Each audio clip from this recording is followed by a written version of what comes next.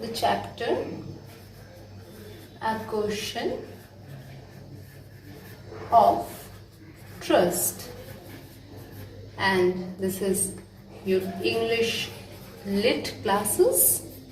And so in this chapter, A Question of Trust, we have already dealt with the intro. This we have done. We have done the mind maps. This we have done. And now we will do the central idea and the inner meaning.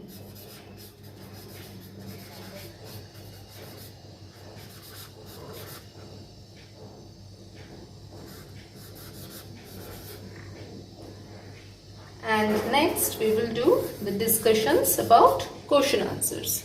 So these two things we have done, and I expect that you people have already written down these two things in your notebook.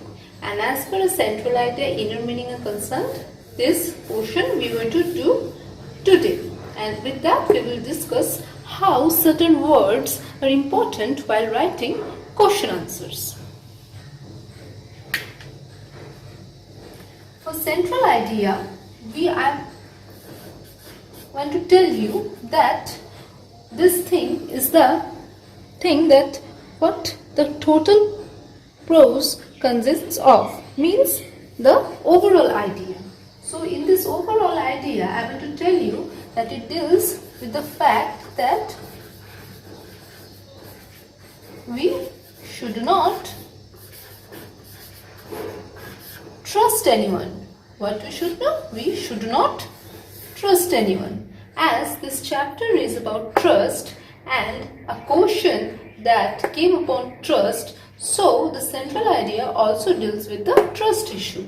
So here I know the question of trust is here. Question on what? Question on trust. So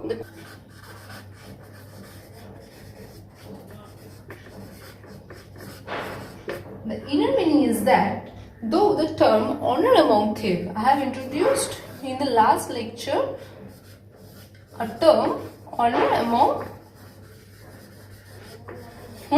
thieves. So this term was introduced in our last lecture, honor among thieves.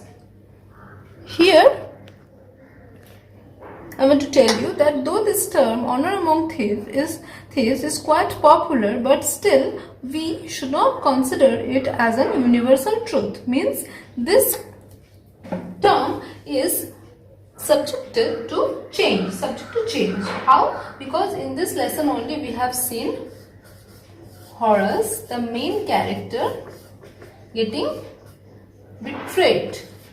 So when Horace was betrayed, this thing called sympathy arose in your mind. What arose in your mind? Sympathy arose in your mind for Horace. Why? Because Horace was a good thief, but he was at the end of everything a thief. So what was he at the end of everything? He was a thief. So you should not have any sort of sympathy for this person, or if you have sympathy, you will have what? A bit of sympathy. Don't use the word sympathy alone in your answers. Instead, use the term of bit of sympathy for Horace. Why? Because Horace was betrayed by the lady in red dress. So, honor among thieves is the term which is invalid in case of Horace. Term already. Now, next question is that how this betrayal or how this fake thing happened. So, you can write like this.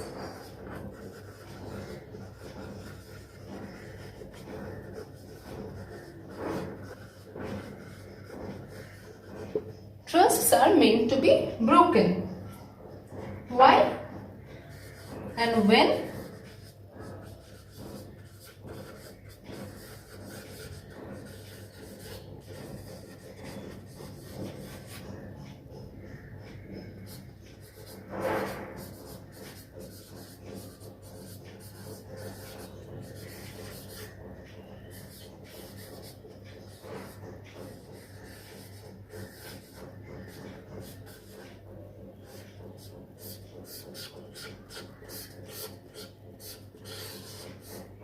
So, trusts are meant to be broken when the stealing nature in a human being raises its head.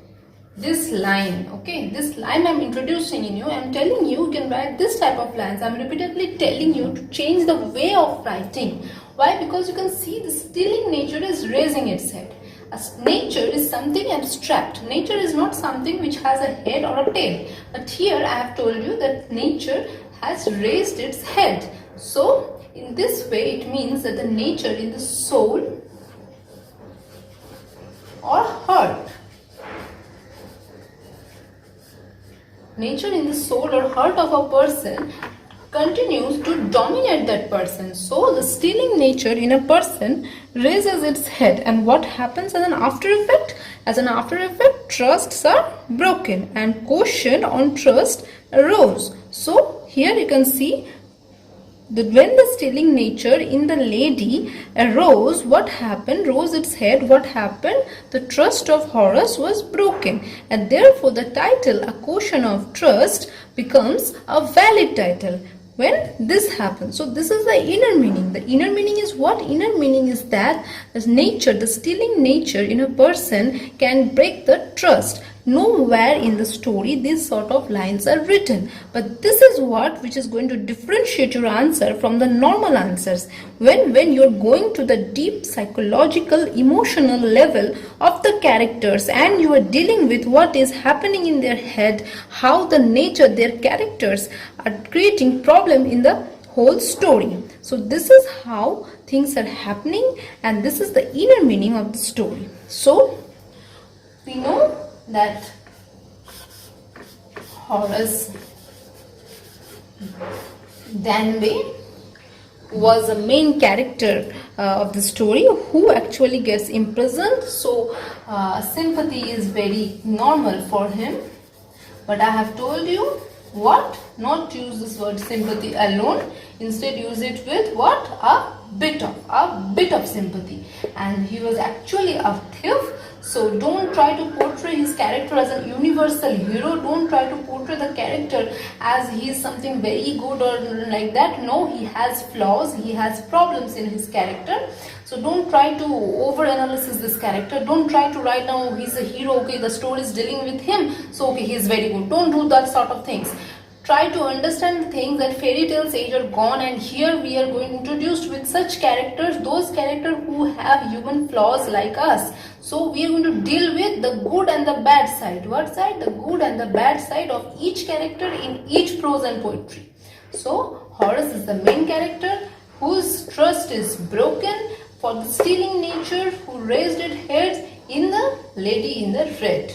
Okay, so this is the inner meaning or the psychological point of view. So psychological point of view will deal with the nature, the characteristics inside the head of thieves like Horace or the thief like the red lady.